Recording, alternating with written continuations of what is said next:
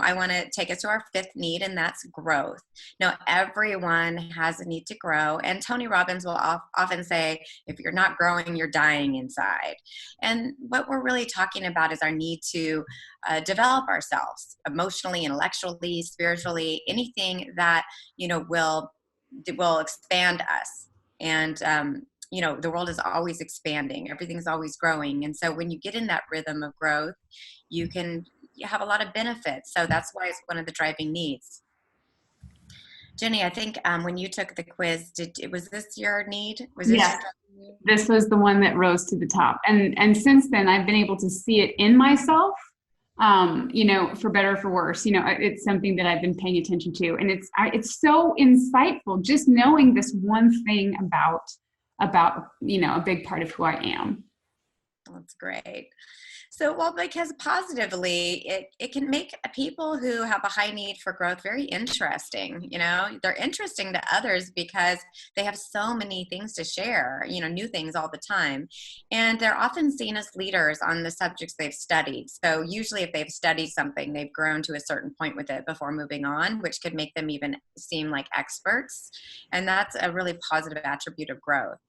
Now, negatively, we can lack time to achieve other things because the people who have a high need for growth can also throw themselves into lots of learning environments and achievements. Like, I need to get a coaching certificate, for example, in order to start coaching. I can't have the achievement of coaching and transforming people's lives until I have this certificate. So there's always a lot of time invested in that growth.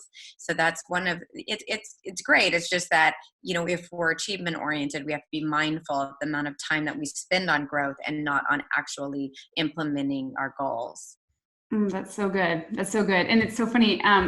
Something that you mentioned on the positive side made me think about, I've been teased a few times by saying that, or because I will start a shocking number of sentences by saying, so I was listening to a podcast the other day, kind of like intake.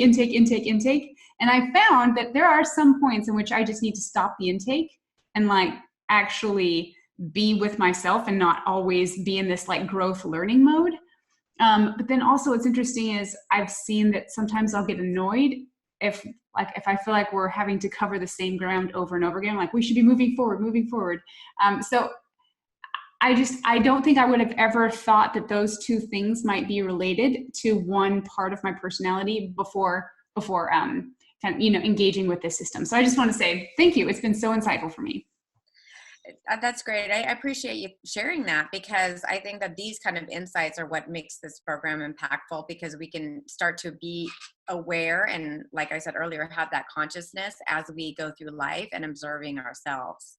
Right. So lastly, I'm not sure if you have this, but sometimes people can feel dissatisfied because, they don't feel like they ever know quite enough. And if that can hold people back from actually engaging in their goals, like I mentioned earlier, if you never feel like it's enough. And there's always another book to read, another podcast to listen to. Yeah. And it impacts it can impact your time, but it can also impact your feeling of worthiness as well.